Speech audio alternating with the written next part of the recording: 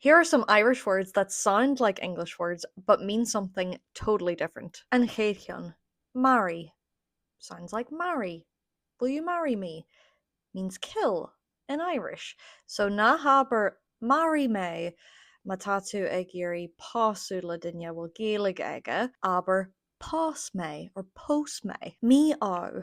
That is not how you say meow in Irish. I actually don't know how you say meow in Irish or if it's different. Meow, bad luck. Ow, luck. Meow. Shin Gaeilge olu. Liar. You're a liar. It's liar who. That means you're a toe. I don't know if that's better or worse. Dada. Dada. Na bhfuil sé sin chógláte a merla. Well, ní hílíonn sé rudderby in Gaeilge.